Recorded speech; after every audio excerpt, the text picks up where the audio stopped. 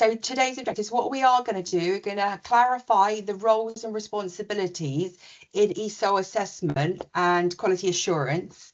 We're going to review the assessment requirements and updates and discuss assessment criteria. Could I possibly ask everybody to mute? Or Kerry, could we get everybody muted, please? Yeah, just checking the list. Yeah, if we could mute everybody, that would be great. And or if everybody could put themselves on mute, that would be perfect. Thank you.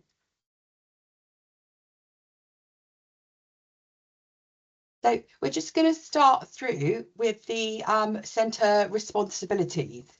So here to sort of like the responsibilities to support IQA systems. So like ensure your policies, promote fairness, consistency and standardisation. Kind of promoting here to schedule regular standardisation meetings and share best practice guides. I will ask everybody to put in the chat, how often do you hold your standardisation meetings?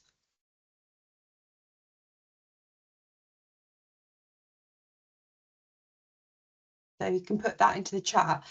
So what we would recommend for like your standardisation meetings, they should typically be held at least once a term, so like every 3 months or so. You could have like additional sessions when new assessors join or there are any updates. Yeah, you can see some few things coming through now. Updates to NOCN guidance or assessment criteria occur, or if you found that there's any issues arising during like IQA or EQA reviews.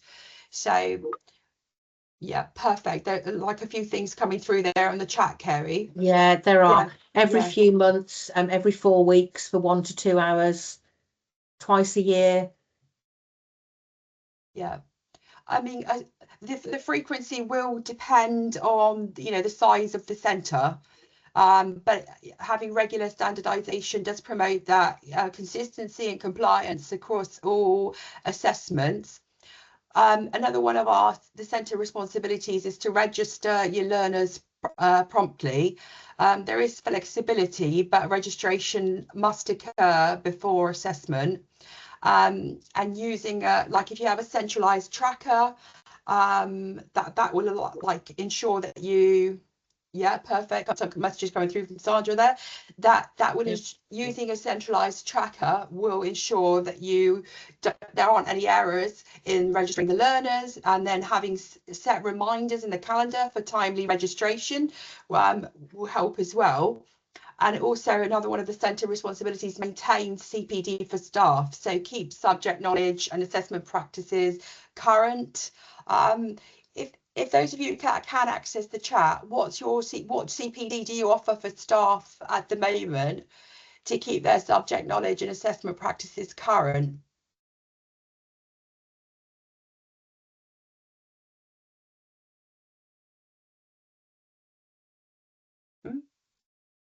Okay, so it's things coming through there.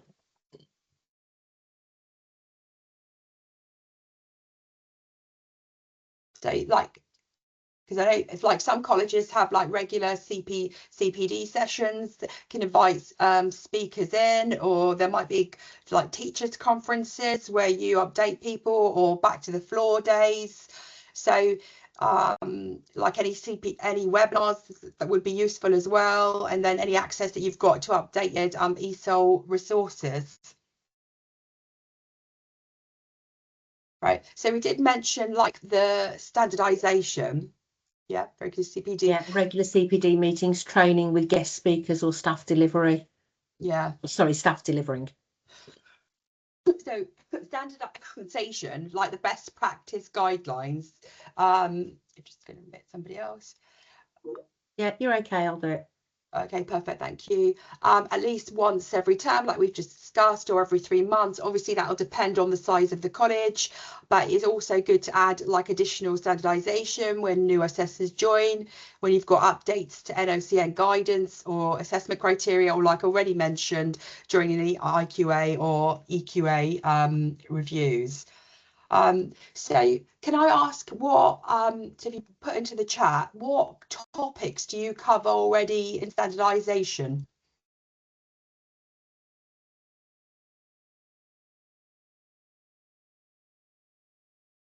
Okay, we'll just give you a couple of minutes just to get that into the chat.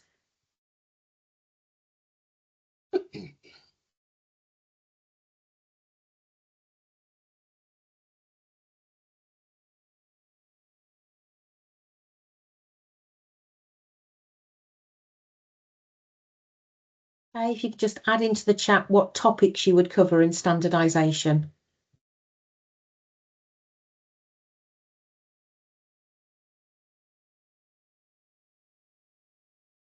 So I'll move forward, but some topics to cover in standardisation could be like assessment consistency. So you you're taking the opportunity to review marking decisions like with all assessors.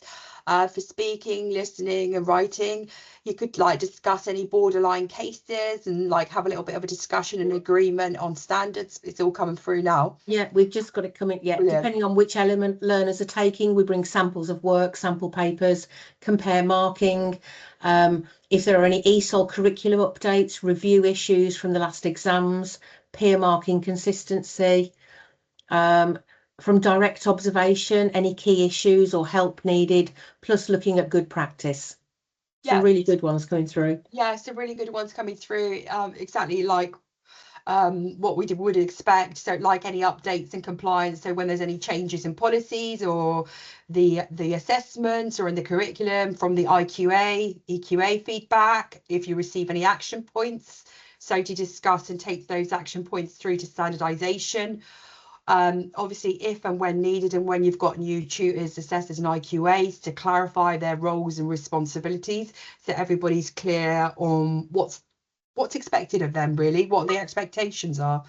And it's also a good opportunity really for sharing strategies for planning and for the controlled conditions. And also, like some of you have mentioned already, for the quality assurance aspects and sampling requirements, whatever's come out from recording and observation standards. And also it's another opportunity as well to identify any training needs for CPD moving forward and for sharing all that good practice and resources. Kerry, I think a few more things have come through in the chat. Yeah, it is. It's standardisation is very generic, as I only have one ESOL tutor, so I think that's where the CPD comes into it as well. And we don't. Oh, the direct observation I'd already read. And somebody else has put, I also only have one tutor as a small provision, but have regular updates, so it's to make sure everybody's up to date. Ensuring teaching and assessment practices meet required standards and compliance with the awarding body's criteria. Okay, perfect. So a lot of things of the expectations coming through there. Yeah, perfect. So just all right. Yeah, thank you, Kerry. I don't know why that's coming up there.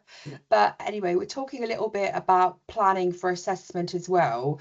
So it is the tutor's role to decide when learners are ready for assessment, based on the progress and the confidence of that particular learner and through any assessments that you've done.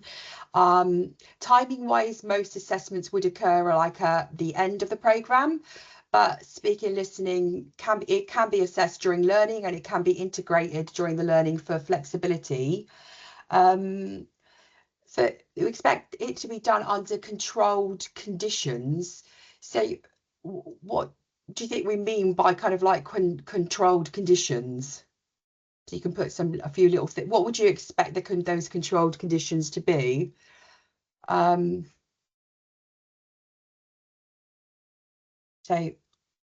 also, with the group size, tutors can assess 1 or 2 learners at a time or the whole class, but obviously fairness and consistency has to be maintained. Yeah, in an exam type environment. So what would we expect in an exam type environment?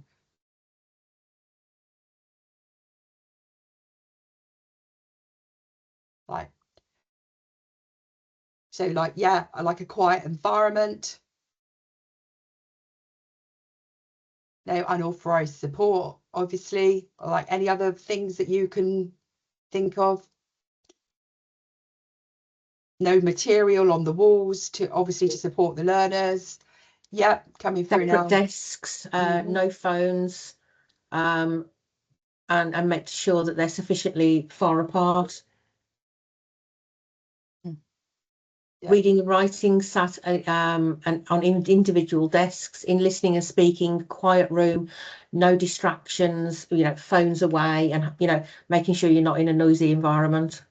Yeah, so that's important. So to, like, I'm going to stress the fact of, like, you know, fairness of making sure we're not disadvantaging the learners if assessments happen during normal class activities. So no avoiding distractions or any kind of like unequal opportunities there.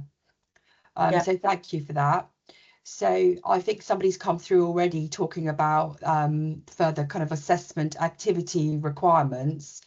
So just to stress that the tutors can invigilate assessments, but obviously they've got to be impartial and follow kind of like all the normal regulations.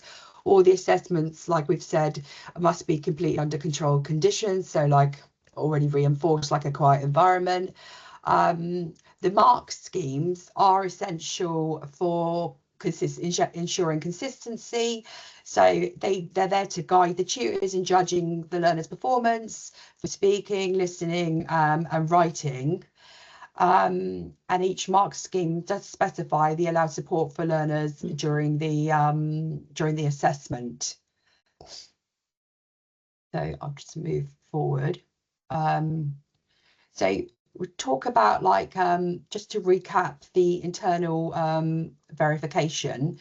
So tutors must use the official mark scheme to ensure consistency and fairness. So the IQA sampling, how much would you think we would expect for the IQA sampling? What kind of like percentage of assessments do you tend to do? So yeah, so we would recommend, yeah, like the 10% covering all tutors. So I know, like, some of you already said that you've only got like one tutor, but like covering all the tutors. We'd also expect the IQA to observe at least 10% of the, okay, yeah, for new staff, a lot more for new staff.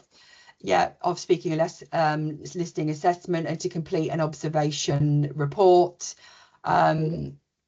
Yeah, all coming through now. Yeah, 100% on our provision. It's a small provision, and they've had a gap of several years in delivering ESOL. Okay. And I think that's, yeah, that's great, because then you just want to make sure that everybody's is complying, and you'll all have consistency. Yeah, so for those that are like what might be considered a little bit more high risk, if you haven't done the qualification for a couple of years, 100% would ensure that you're all being compliant, or if you've got new assessors, etc. Obviously the record keeping is really important, so all the records need to be clear, well presented, and to have a clear rationale behind the decisions that have been made. So, and then the tutor's notes could include like non-verbal cues, like the gestures, facial expressions, yeah, as evidence for speaking and listening. And then after the IQA checks have been carried out thoroughly, you can request the EQA visit for certification. So I think a few more things have come through in the chat there, Kerry, as well. Let's have a look. Around 10% of each skills across a range of learners, including male, female, different backgrounds, diversity. And it usually does go over 10%. But I think if you aim for 10% as your minimum. Yeah, no, definitely. And obviously, like Melissa's point there of doing like of each skills across a range of learners of like different backgrounds and diversity, that's a good like rationale to have as well. If anybody else has any other kind of like IQA rationale, yeah. Borderline passes are always brought to IQA. Yeah, definitely. Yeah, to discuss them through. Okay, so I shall move on. So what we're going to do now is we're going to have a little bit of an update on like the review changes and standardization across the papers. So if there are any questions, please do type them in the chat, and we'll take them as we go along once we go through some of these changes. So the exam we'll start with writing. So the exam timings for the writing do remain the same. but the word counts have been amended and clarified across all the levels. So for each task, so you can see there for like for entry 1, for task 1, task 2, for like, yeah. So weekend. Enjoy. Okay. Would you mind, sorry, going on Yeah. mute? Yeah, thank you. So you can see there like what's been amended and clarified across all levels and tasks. So the word count requirements were like amended and clarified for each level, like to ensure consistency and also to remove any ambiguity.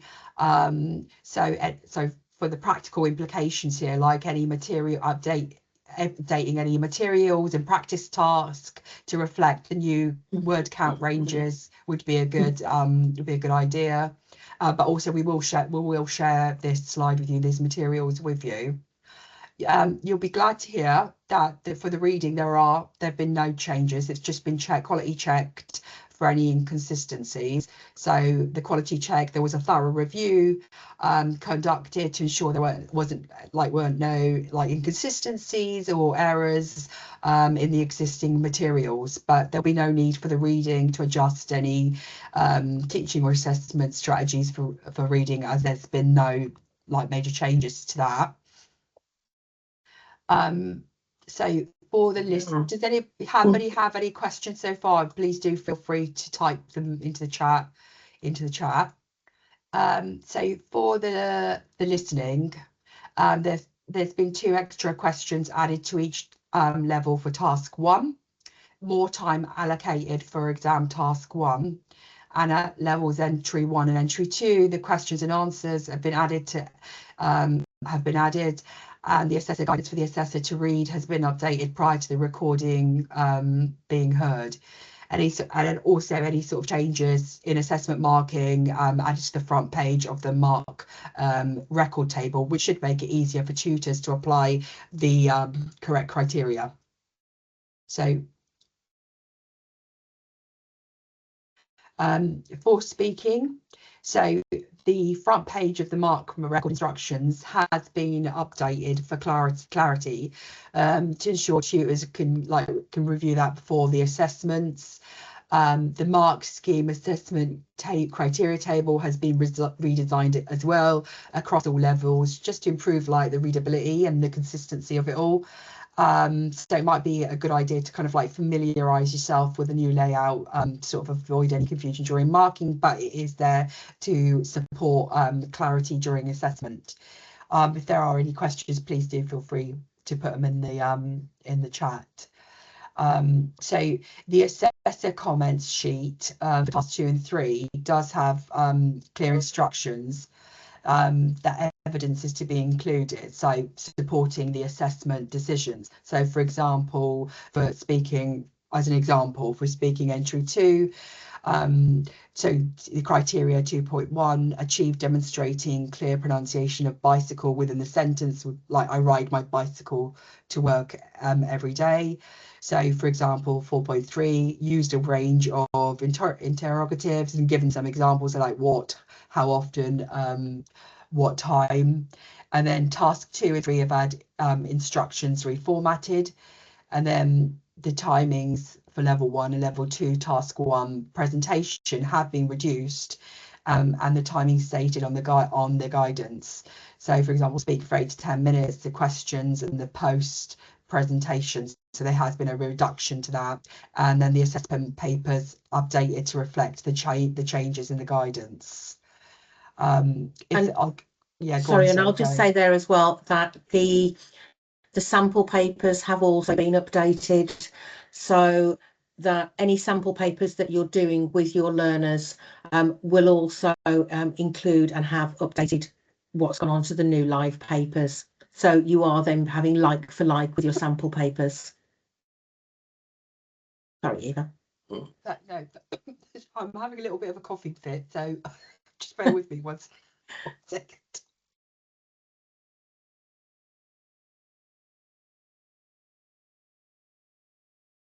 Okay, so the practical advice would would be to like familiarise yourselves with the new speaking and listening and assessor guidance.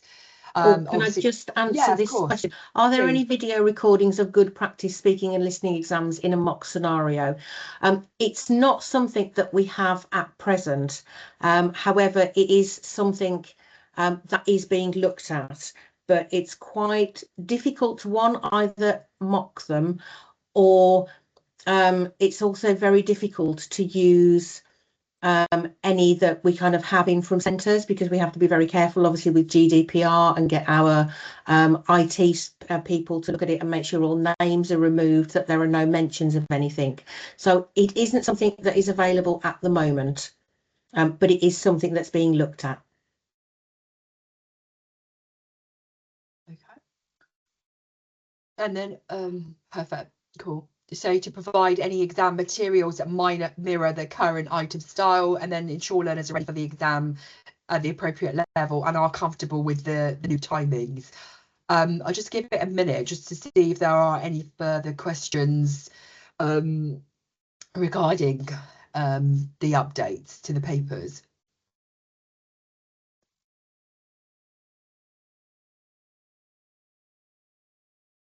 Send an emoji through if we're all clear, like a little thumbs up or a little smiley face. Okay. Super. So we will take a look at the thank you, the speaking, listening and writing assessment requirements. So for the speaking and listening, it can be conducted in thank you, in one-to-one, in pairs or in small groups, obviously depending on learner needs and centre arrangements. So obviously in bigger colleges might be a little bit easier to do it in groups, but obviously I think there was a college here that where you're a smaller centre, so might be like in pairs or one-to-one. There are 3 tasks, and then all the tasks must be completed for the assessment to be valid. With the tutor role, the tutors may explain tasks and read questions, but they can't assist with listening or prompt learners during the responses. So there needs to be like learner independence. So learners must respond independently without any prompting, to ensure the fairness and authenticity of the assessment. Also, like recording recommendations. So if the tutor participates in the assessment, like asking questions, yeah, it's a strong recommendation to record the tasks for accurate marking, and then that's good evidence for the IQA and EQA process. Kerry, I don't know if some further comments or questions have come up in the task. Oh, it's no, a lovely smiley there's nothing face at the moment. Yeah, okay, cool. So if a learner fails, just recap to make it clear to people what happens if a learner fails. So with the speaking and listening, a new assessment must be provided, but with a different context, to ensure like the fairness and validity of the assessment. With the retake timing, recommend there must be a minimum of 2 weeks, a 2-week gap before the learner can retake the assessment. To ensure any sort of like further learning needs to take place as well. If there must be like a fairness in group task, so with the tutors should ensure equal opportunity for all learners. With the marking guidance, always use the official assessment marking sheet, which is mapped to the criteria. And then with the borderline cases, obviously taking it to the IQA or discussing it in standardisation, like use the performance. Kerry, I think there's another question that's come up. Yeah, for fails, do learners just retake the failed element or all? They would just retake the failed element, but obviously it would need to be a different assessment paper. Oh, if there is a group of 4 learners in task 3, but 1 assessor and invigilator, can notes be taken from recording after the exam? So yes, if you were actually in there and you've got the invigilator and the assessor and you're recording it, you can then watch the recording back afterwards to do your notes from that. And the other part, what if there was an issue and no sound is available and there are no notes too? Will learner need to sit an exam again? If there were no notes and no evidence, then yes. So it would be recommended to ensure that the sound is working, but you can use the recording to make the notes from. But if there is potentially an issue where that sound is not going to be working, then you would have no notes at all. So I would probably recommend, if you're lucky enough to have an assessor and an invigilator in there, that one person makes notes. Any other questions come? No, that's it. No. Okay, thank you. Not sure. So, like the minimum standard, obviously, for learner to get satisfactory in all tasks to pass, and that no dictionaries allowed during the assessment. I'll just give it a minute or so, just in case anybody's got any further sort of speaking and listening assessment requirement questions. If not, can you give me a little thumbs up emoji? And just to add as well to the speaking and listening and to the marking, in production at the moment, a crib sheet is in production to accompany and support the mark scheme as well. So there will be an additional resource to support you with that, and the crib sheet is in development at the moment, and you will be notified when that is released and put onto the hub. Okay, thank you. Any questions? Yeah, there's just another one that's come through. Right, So, sorry. What if no sound on recording, but tutor made notes during the exam? Then you would use your notes for the assessment. Okay.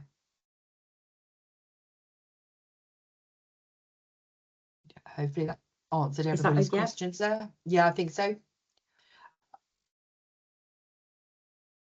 Okay, so moving on to the writing assessment requirements. So for the number of tasks, learners complete 2 to 3 writing tasks depending on their level. One of the mandatory tasks must involve completing a form, so ensuring those like practical writing skills are assessed in completing a form. With the marking guidance, you've got to use the official assessment mark sheet, which is mapped to all the learning outcomes and the criteria for consistency. The performance descriptors do guide the tutors in marking and providing feedback, especially for the borderline cases. Again, like the pass requirement, like learners must achieve satisfactory performance in all tasks to pass. Again, here, no dictionaries allowed. A reader is allowed if required, but a scribe isn't permitted, honestly, in order to maintain the authenticity of like learner writing. So I don't know if there are any other questions you wanted to put through. Give me a thumbs up if all is okay and clear.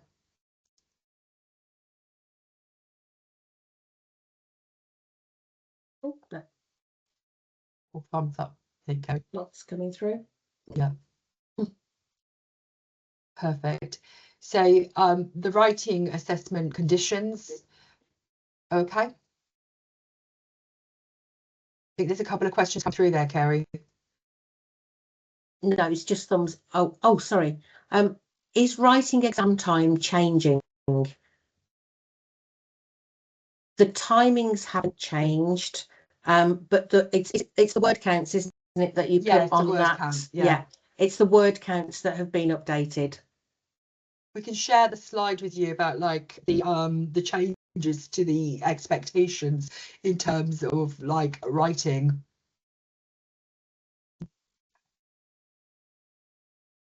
Okay, so I'll just move on a little bit. So for the conditions, the assessments can take place in the classroom, but obviously, as we've already discussed, they've got to be under controlled conditions. Cool, thank you. Tutors can't give feedback on the planning or any of the drafts. The work obviously must be the learner's own unaided writing, and then, as mentioned already before, dictionaries aren't allowed during the assessments. So moving forward, this is kind of like an example of the front cover sheet for the writing that needs to be completed. And then obviously this is again where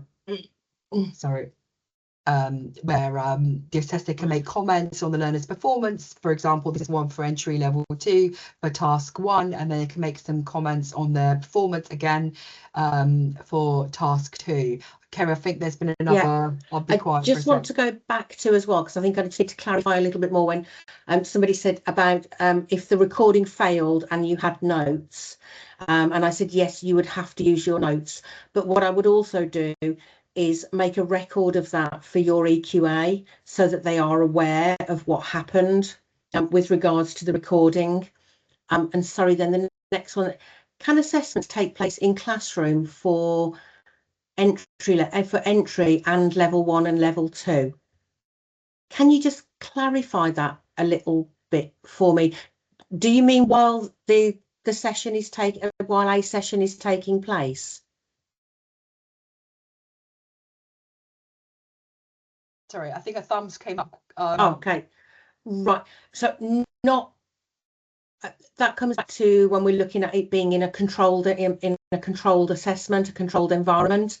And if you have a class going on, a lesson going on at the same time, and trying to do an assessment, that wouldn't work. It does need to be that they are taking the assessment and not having something else going on at the same time.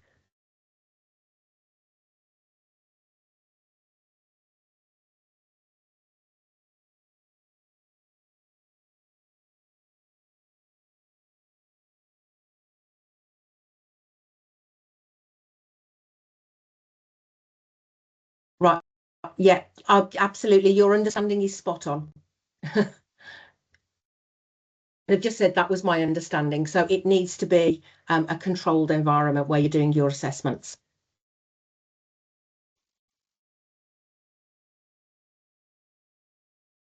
Any Perfect, more questions?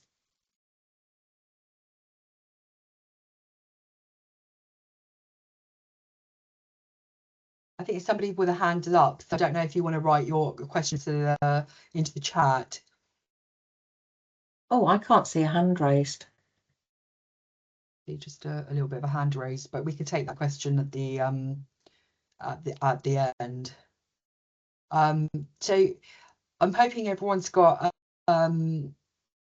access to the chat. So what we're going to do is have a little bit of a look at some of the writing assessment criteria. So, and kind of like imagine a scenario that a mobile phone was brought, but it doesn't work properly, and then we're going to write, like, the learner has to write a letter to the company to complain about the problem, like what the problem is when they bought the phone and what they want the company to do. So if we have a take a look here, so take a look here at the entry level 2 mark scheme guidance. So for 1.1 format, if the learner was writing a letter, what would you sort of expect to see for satisfactory achievement? You can type into the chat.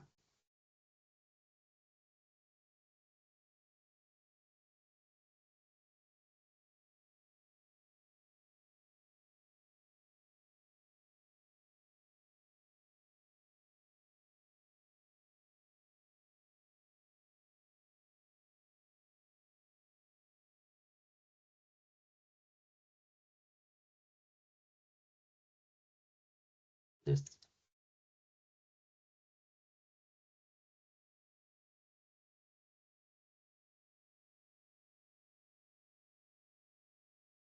Okay, we'll just wait for some to come through.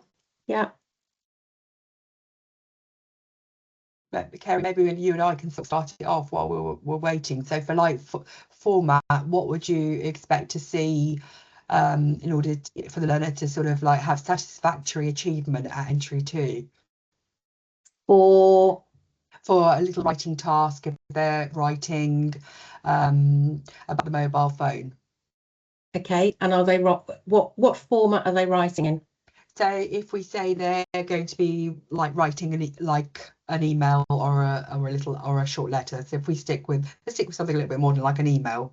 Yeah, if it was something for an email, I would expect to see at entry 2 that, you know, the appropriate starting, so your appropriate salutations, appropriate ending.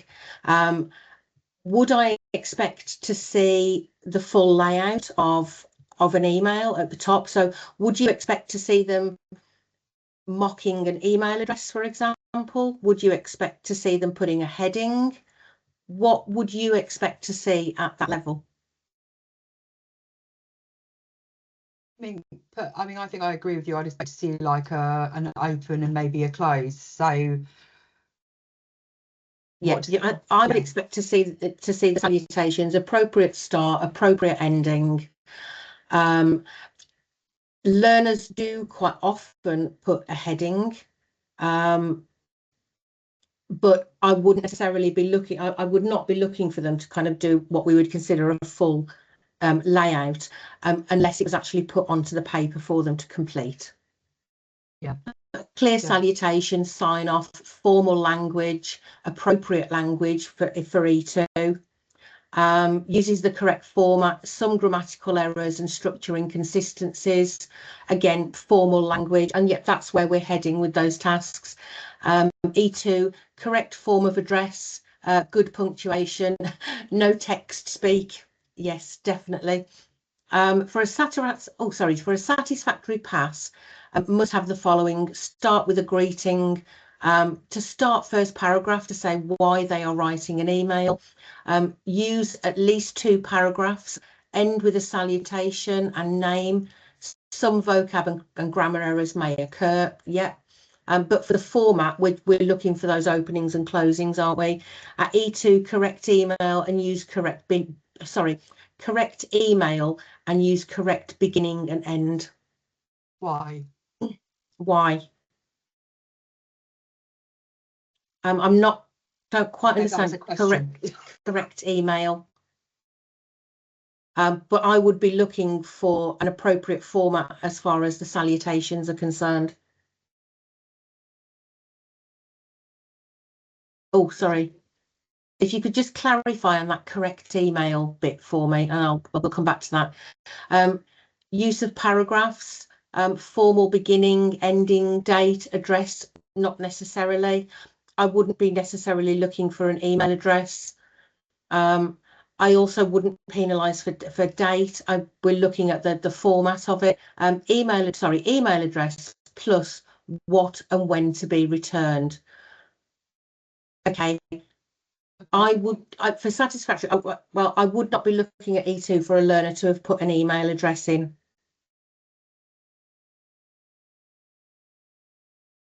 I'll move on to like the next criteria, like 1.2a, Okay.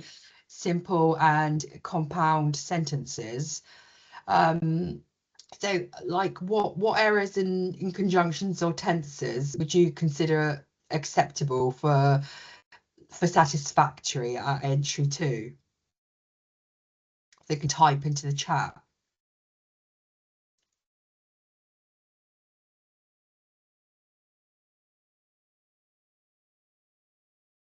I mean, yeah, we'll just give it a couple of minutes just to give give people a chance to type.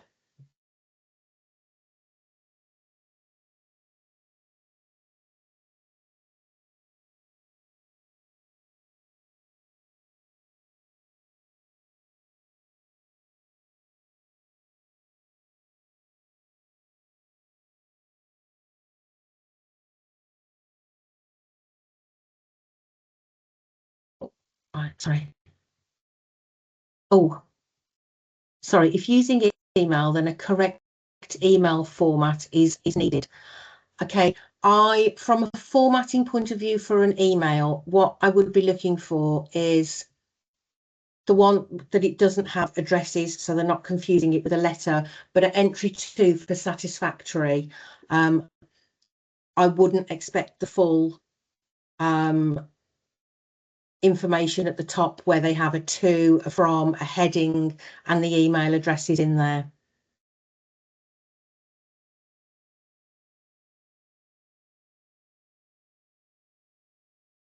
I think, Kerry, like for these simple and compound sentences. Oh, sorry, we haven't got. Right. Oh, Okay. I was just okay. responding to that one. Right.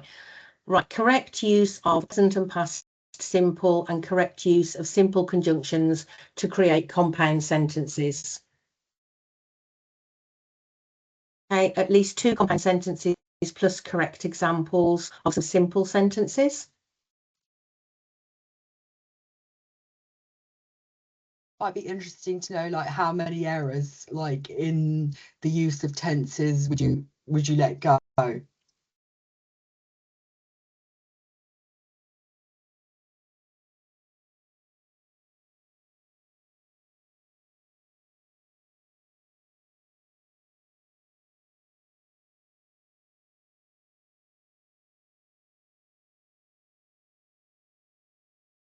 mean, Kerry, I don't know what you think, but I think a couple of like errors in the use of tenses, as long as it doesn't detract from the meaning or the meaning is still clear. Yeah, and I think the mark schemes, does say 1 to 2 errors in sentence construction, some inappropriate use of conjunctions to connect clauses. So it is applying that positive marking practice, I think, of making sure that you're applying the mark scheme at the level that the learner's working at.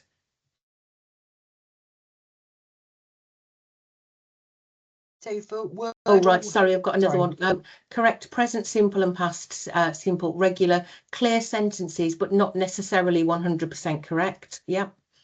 Around 3, but a couple of good examples of compound sentences.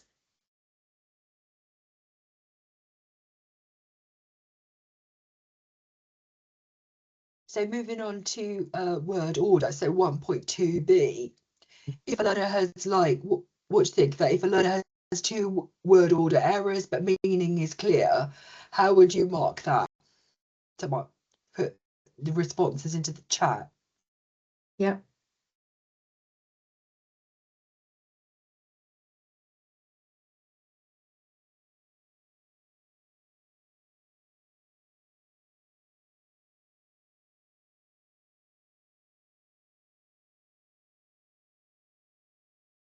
Oh, hi, coming through now.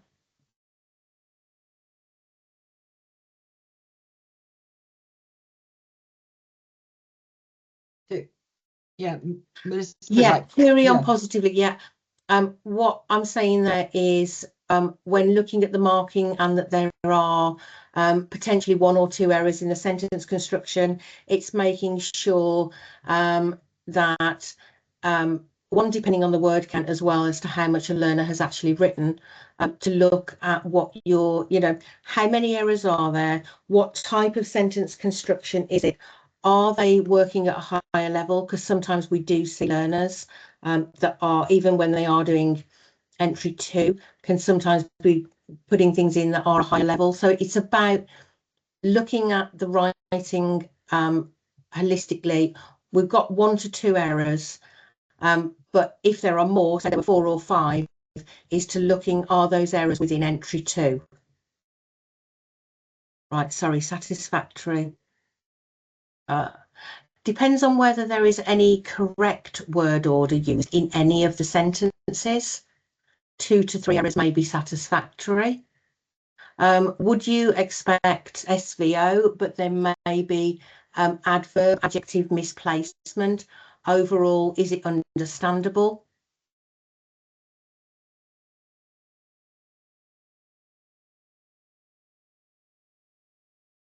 yeah.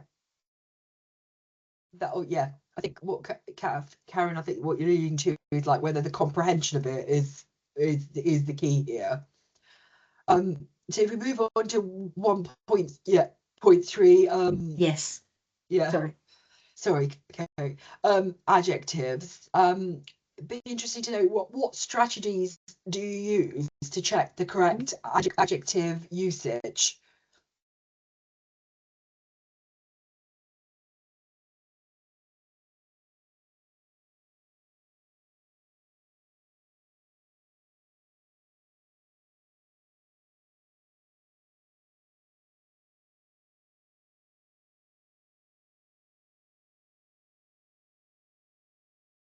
So if you're marking this entry to assessment, like what are you looking for as acceptable in the use of adjectives?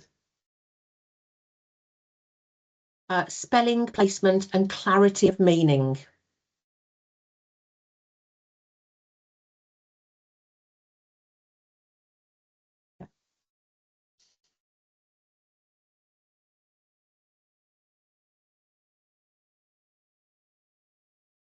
And like if learner didn't use any adjectives, how would you mark that particular criteria?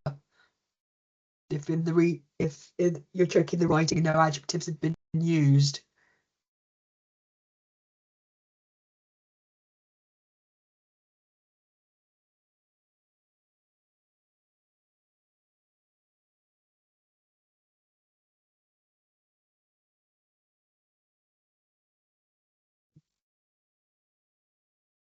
I wouldn't give them the marks.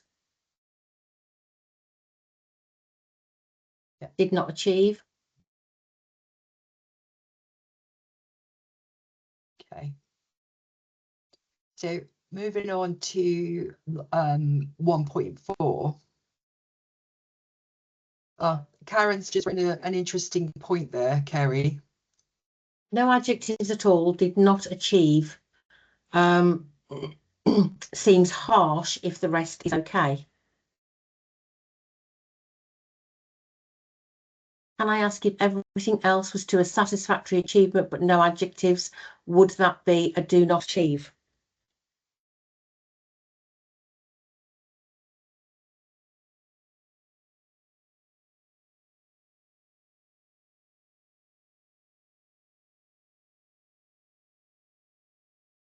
So moving to 1. Oh, sorry. Oh, sorry. Yeah. No, I was just saying, like they put, can I also ask if everything else was to a satisfactory achievement, but no adjectives, would that be would that be a do not achieve? As it stands in the guidance, it would be. But I also think, like Chris, that is a very good point. What I'm going to do is I'm going to take a note of that and I'm going to take it back to the principal examiner.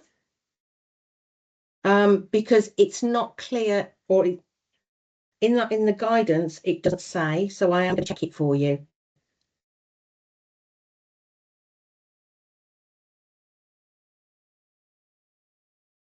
Yeah, and it's something that you've come across the exact same situation.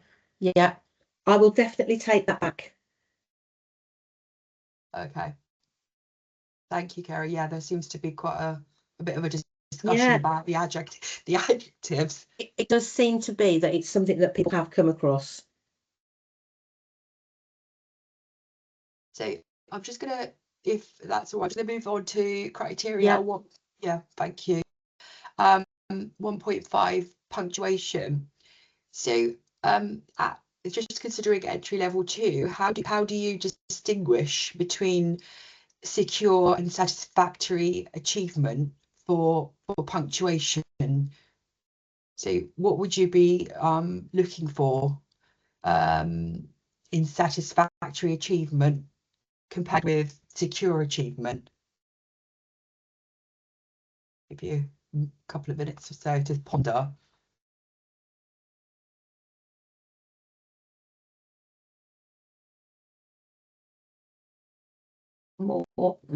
Sorry, my voice is going on. More errors. Melissa, do you mind if I get you to kind of like just expand on that a little bit, please?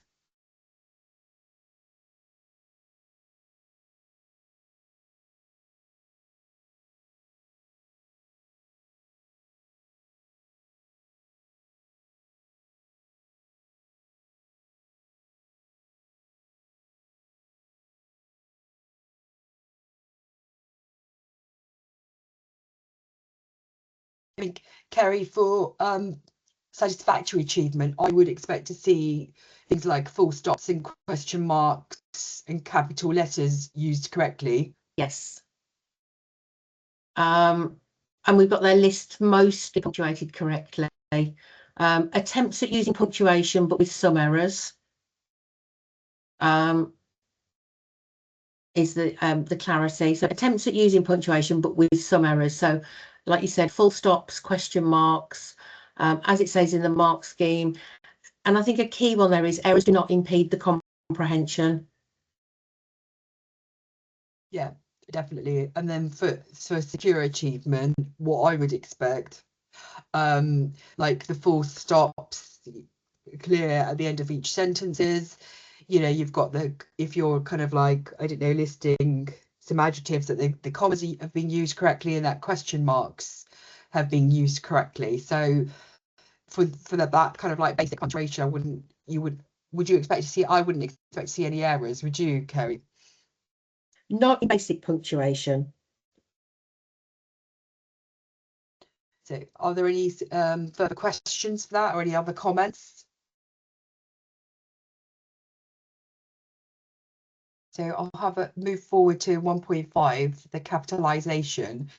So what would you consider borderline for capital letters? So what would you expect to see used to gain a satisfactory achievement?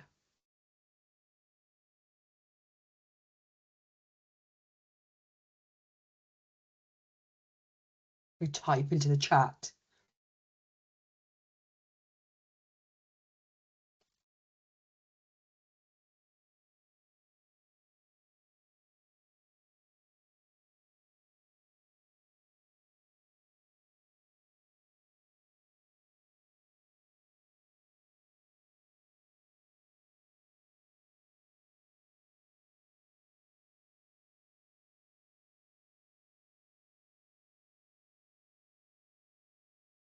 Oh, Yeah. So hey, yeah, I would expect pretty much as per the guidance.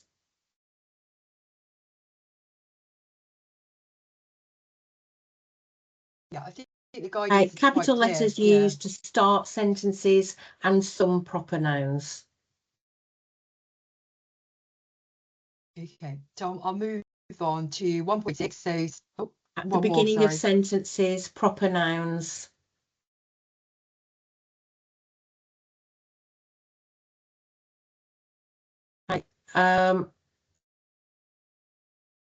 Some SS naturally have better, worse writing, and this can let them down.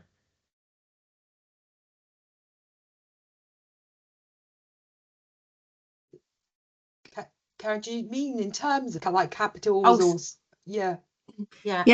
Yes, I do, to be honest. We see this quite a lot, with either when they're rushing, or they just haven't disciplined themselves enough to make sure that it looks like a capital T or a capital N, for example.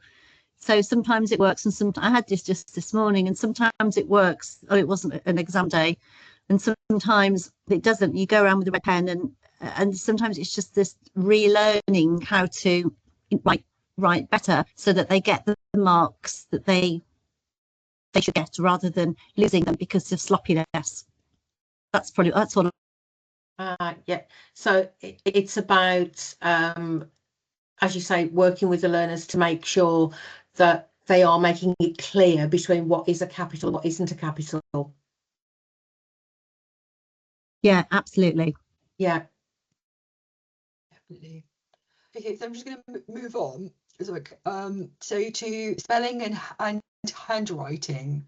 So it's quite an interesting one, really. But like, what would you consider as like acceptable before it kind of like impacts comprehension? Kind of like, if it's kind of readable, would you go for like satisfactory achievement if like spellings are mostly correct, or because of that, I think the handwriting one is, like, going back to Karen's point, might be quite an interesting one. So how do you kind of like assess there for like handwriting? What do you take into account?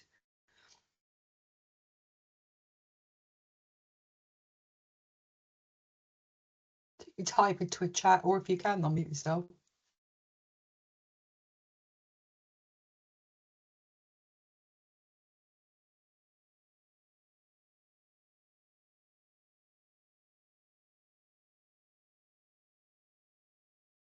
So with handwriting, what would you think would get you satisfactory achievement?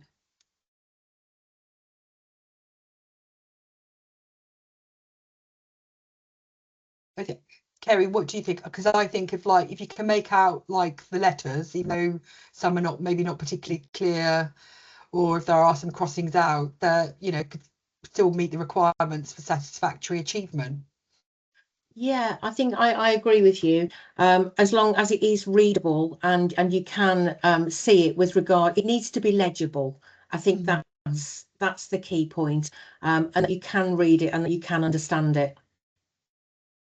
Yeah, I need to say that on the that some illegibility, crossings out and ill-formed letters are okay for a satisfactory achievement. Right, sorry, I'm just going to go back to here now. It has to be readable or they would not be put in for the final assessment. Must be readable by an outside person, not just us who knows our student. I think that's a really good point. I would expect keywords to be accurately spelt with a couple of errors, and less common words I wouldn't expect to be spelt accurately. Yeah. I think that the main criteria is whether we can still understand the meaning. Yeah, it is. So that it is legible and that you can understand it. But equally, it does say you can accept some illegibility, crossings out, which we know are quite common. And it's just, can you understand it? Is there enough there for you to be able to assess against the spelling and the handwriting? So I'd like to give people like an opportunity. Is there anything in particular that any sort of questions you would like to raise, like regarding any of the mark schemes, or if you've got any mark scheme questions, if you want to type them into the chat, we can have a little bit of a Q&A about anything that you'd like to sort of raise regarding the assessment.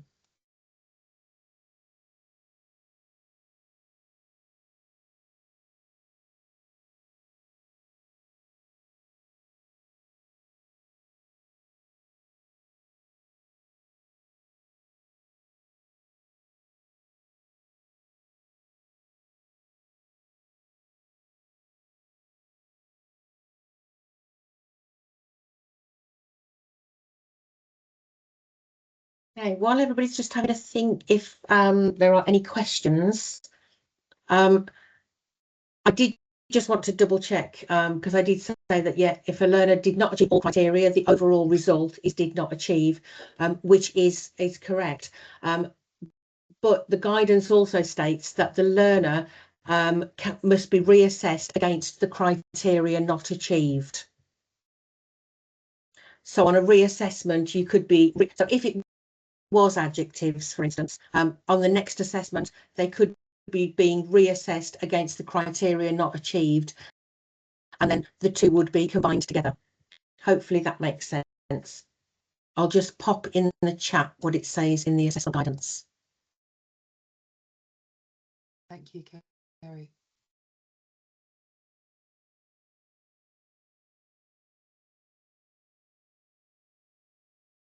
Okay.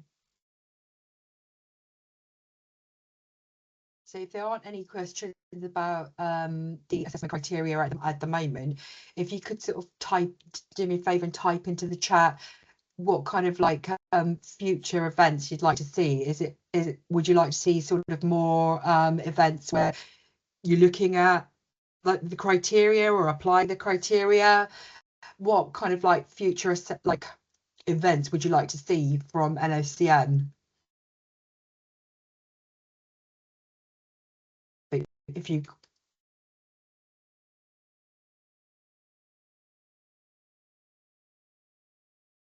Kerry, I think there's another question in the chat. Right. What if they failed on something different on reassessment? You wouldn't be assessing the other criterias. The guidance states that you reassess them on the criteria that they have failed on. Okay, and sorry, what would you expect to see evidence of for an exam course in terms of guided learning hours and initial assessments, individual targets, midterm assessments?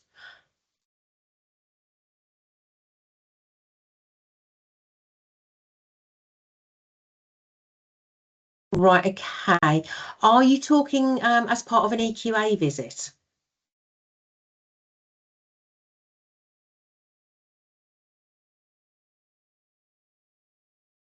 It's probably easier just to unmute.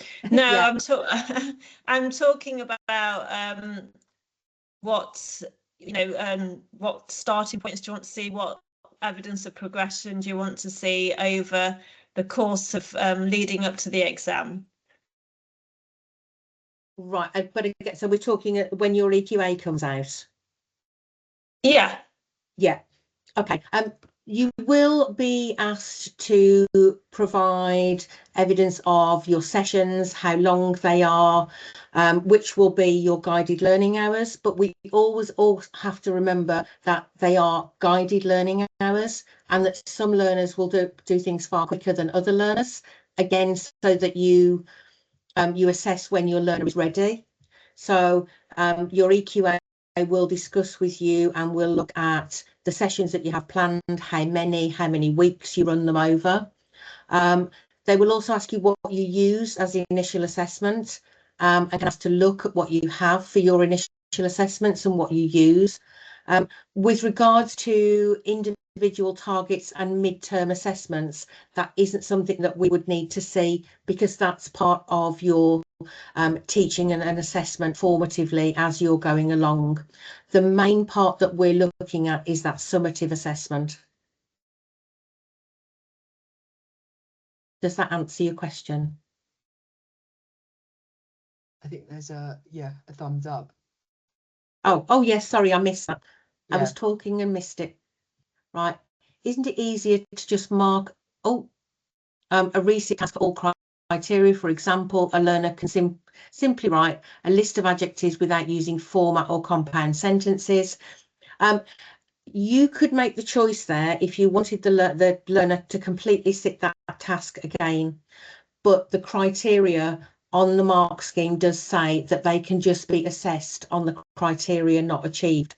However, as an example, if it was the adjectives, you would still need them to be using a piece of writing in context to show that they were using the adjectives correctly. But that would be entirely your choice, that you could just give them a complete, say, task 3 to redo again and then reassess. But it's not what is required in guidelines.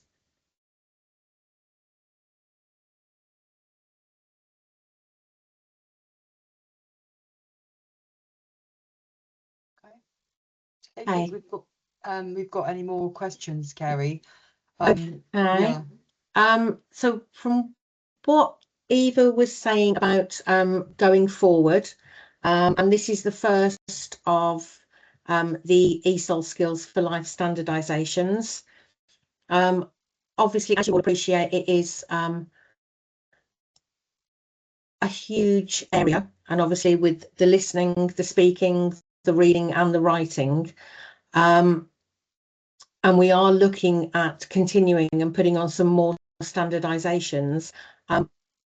We would like, and again, this is down to what centres would have, is to actually have some standardizations where we are purely focusing on the assessment tasks, and marking them together.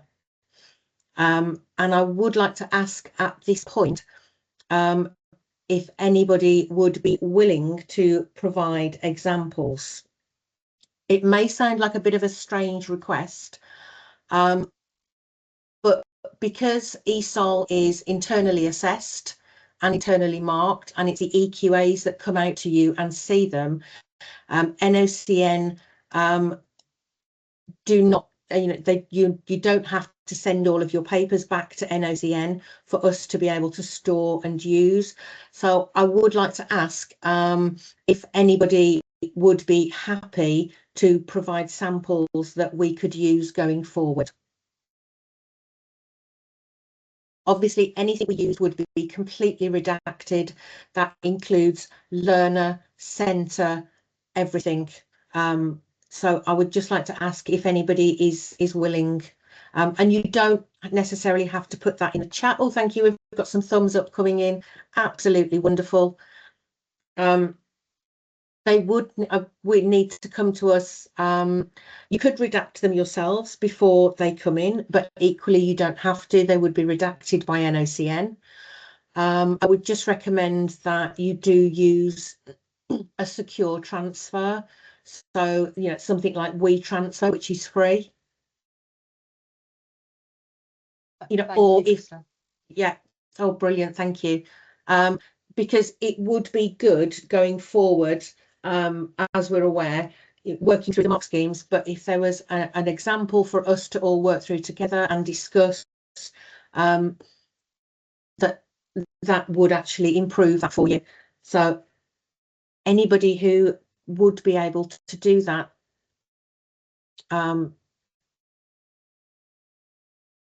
oh, I have. So you have sent some in. Okay, I will follow that up.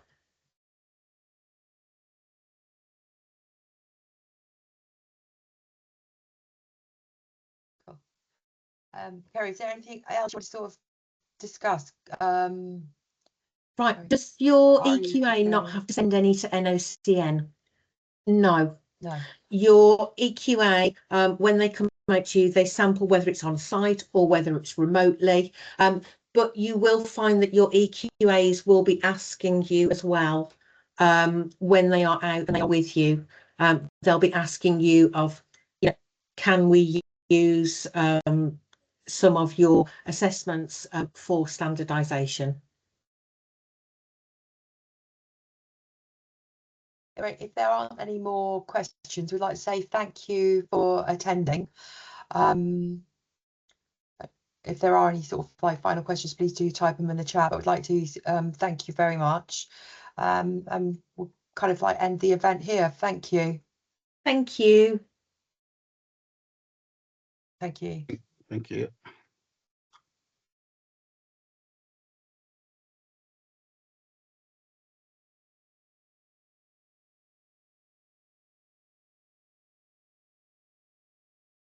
Thank you all.